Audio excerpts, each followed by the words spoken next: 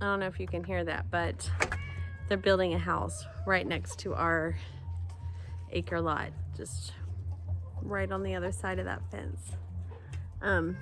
But it is awesome weather, and I really need to get some seeds going. So that is the goal today, is to sit and get my seed stuff together and out and get all set up. What that means is I need to get my seed starting trays out, and I'm going to mix my soil blend to plant my seeds for my starts.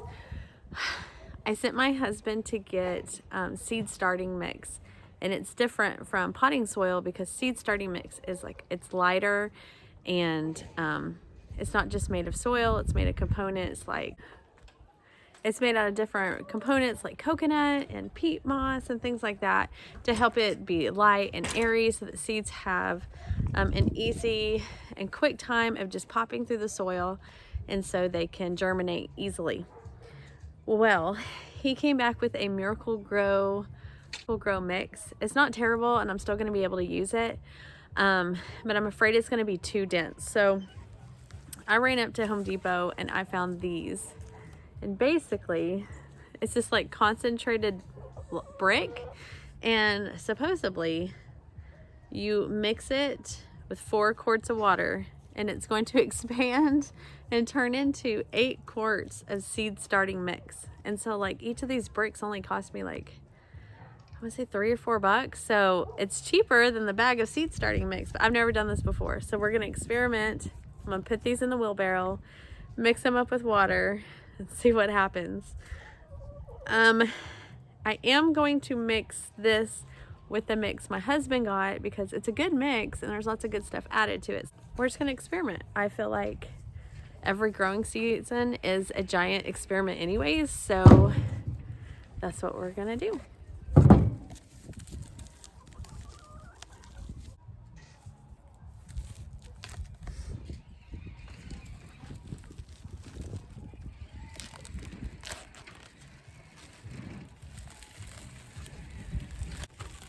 It just says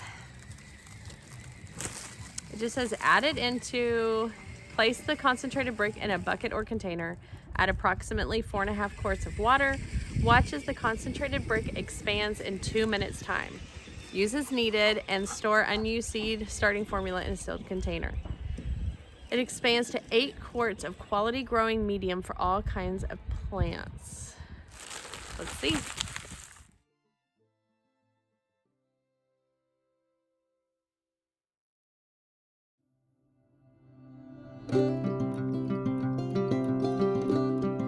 Okay, so I'm gonna let that sit and absorb the water for a while, and in the meantime I'm gonna go ahead and get my seeds ready.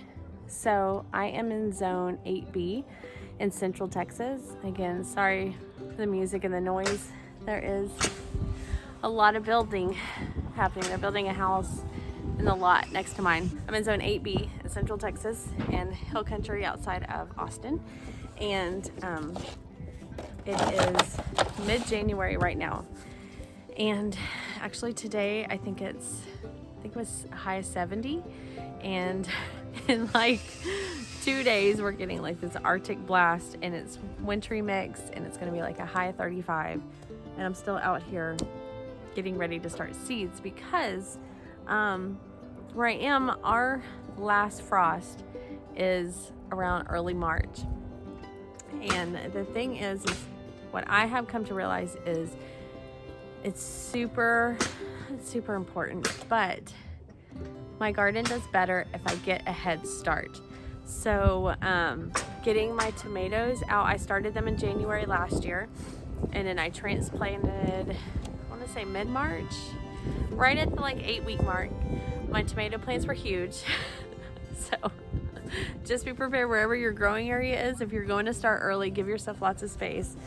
But when I transplanted, they were already mature plants. They were ready to go, and I had tomatoes before anybody else did, and it was awesome. And then they were producing like crazy, and they were huge and mature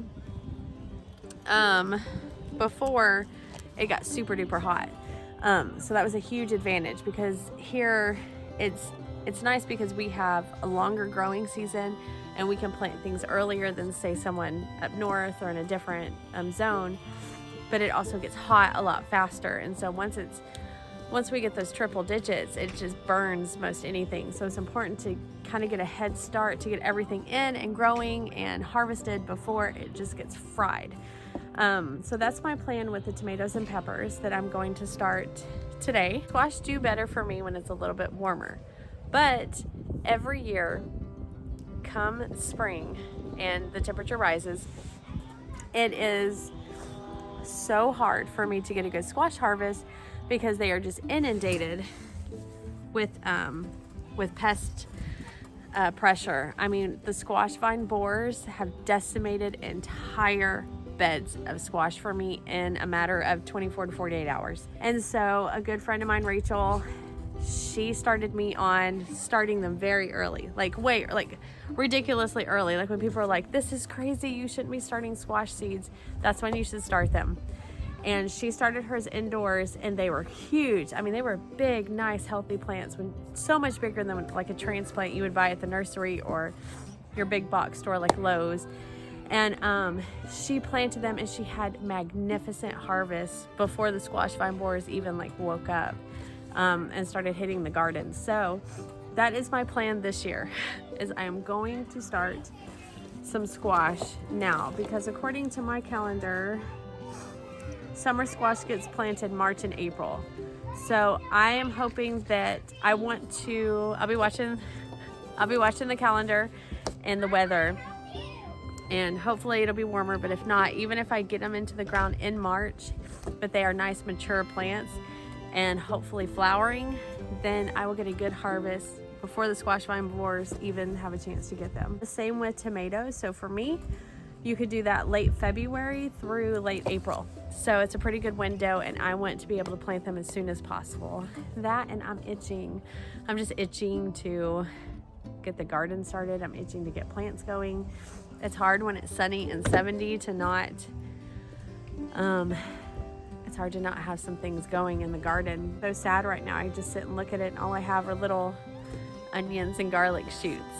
And yeah, just itching to get it going. So let's talk about what I'm going to grow this year. So this is my seed catalog holder. I got this at Michael's. It's actually for photo storage.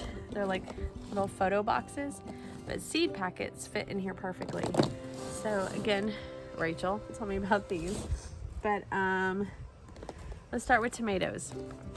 If you watched my video last year on my transplants, it was extremely stressful because I had a ton of transplants. I think I did 27 tomato plants, which for my tiny little backyard hobby garden, it was a lot, but I've expanded and I have a lot of beds now. It was a lot of plants. But my youngest at the time, she was just turned 4. She got upset and she ran over and pulled out all the little labels of all my tomatoes. It was very stressful because if you've ever grown peppers or tomatoes, all the plants at one point look exactly the same, unless you have a special variegated variety that grows differently. All the peppers and tomatoes I was growing looked identical. So the point I'm getting at is last year I had a really great tomato growing season and harvest, but I don't know which ones were the best. Because I didn't know which was what, because I had several big varieties, and I had several slicing varieties, and I had several mini cherry varieties. So that was pretty hard. You can come sit down. So this year, hopefully that won't happen, but there's a few I'm growing last year. There are a few that I grew last year. There's also some new ones. So this year, I'm going to be growing Brandywine again. I grew Amish paste last year. Now I do know that these weren't huge heavy hitters for me, but they were good. So we'll do that one. I grew Paul Robeson last year and these were good. I could tell the difference. I grew the white tomasols. I was not impressed. I only had 3 plants, but those 3 plants grew huge and hardly produced. So I'm not sure. It might have been something with my soil. I'm not sure if I'm even going to give this a go this year. We'll be growing mortgage lifters. This was a really great producing variety. Even cucumbers. Yes. I already said Paul Robeson, Amish paste, Brandywine, mortgage lifter.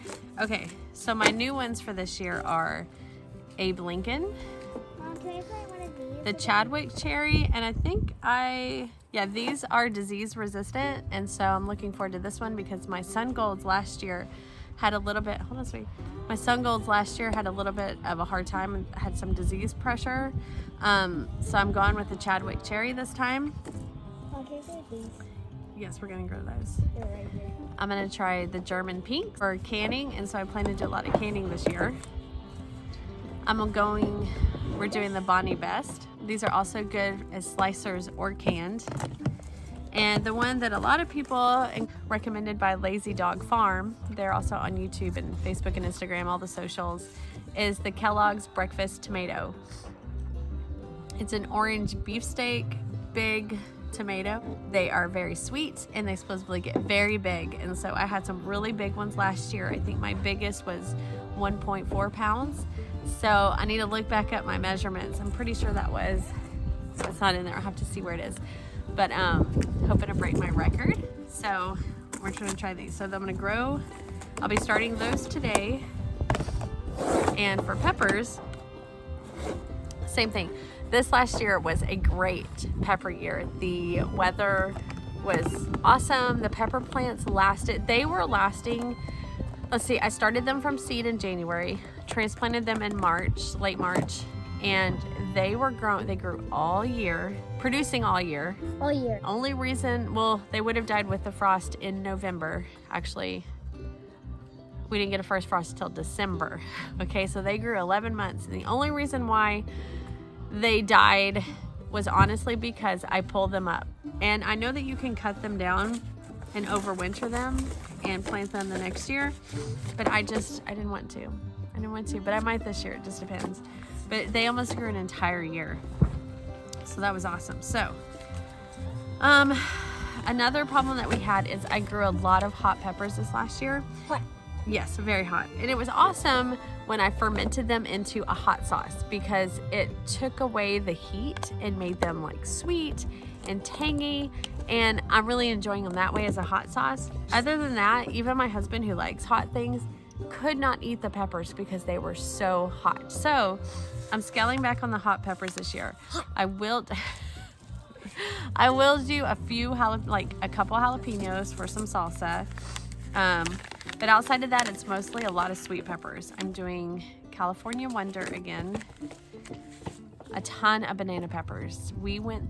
I was going to can banana peppers and make different relishes with it, and I never got a chance to because the entire family would walk around the yard, pick them, and eat them. So I'm gonna do a lot more banana peppers. This year I am trying nata pinos. So it is the same plant, size, and flavor of a jalapeno, just without the heat. So I'm gonna try the nata pinos. I'm doing shishitos. Those were good. A friend grew those and gave them to me. I don't know how to say this one. Lesia? Be really high yielding and sweet and like a small, more flavorful sweet pepper. I have poblano, Ozark Giant, because for some reason all my sweet peppers are being like kind of on the small size. So I got a huge one and it'll probably be just like normal size. I don't know. And then I did pick this up at the dollar store the other day. It's a Serrano chili. Now the only other ones I'm going to start today are some squash, and I prefer to direct sow squash. I want to transplant really developed and mature plants before the squash vine borers can attack them. So I probably won't direct sow many, but okay. If you're in any gardening groups, you have heard about this in the last year. They're the Italian summer squash, early prolific straight neck squash. I actually prefer straight neck over crook neck. I feel like they just grow easier and better for me. But I'm going with the early varieties for the same reason, so I can get them fast. I'm gonna try some green zucchini. I'm doing slick pick squash just because these were smaller and they're kind of long and skinny, but they grew a lot. So that was awesome. What I'm really excited to grow this year is the North Georgia candy roaster. And a friend of mine, Amber, grew these last year, and she gave me some seeds, and I started them, and then I forgot to water them and I killed them. So, freaky mistake. But she brought over one of these candy roasters to my house last year. I kid you not, it was like the size of my leg. It was huge. It was firm. It was more firm than a summer squash. It was more like the flesh, kind of pumpkin-y. What I loved about it is that it was so good in so many ways. So we put it in a casserole. We peeled it and then diced it and roasted it in the oven, and it was delicious. It tastes like a sweet potato. So I'm really excited to grow those, also because they grow on a trellis to go over my big trellis that goes through the walk-through of the garden. So that's what I'm gonna start today: the squash, the peppers, and the maters. And let's check and see how that soil's doing. Where'd all my 10 sheets go? Okay, well, that's actually pretty cool. Look, it turned into perfect Mulch. not mulch, it's like seed starting mix. Very, very interesting. So that one little $3 block turned into like a whole bag's worth. I'm gonna add a little bit of that with this. So I'm going to use the seed starting mix in the tiny trays. It's like the 72 cell. Start the seeds in the little 72 cell containers. And when they get their true leaves and grow out of that, then I'm going to transfer them into something bigger. I'm going to transfer them into something bigger. And when I do that, then I will use this bag mix as the medium for that. So nothing will go to waste. As you can see, I got to get these new beds filled with soil and compost, but it's going to be a green, lovely place in a few months. So let's get some seeds started.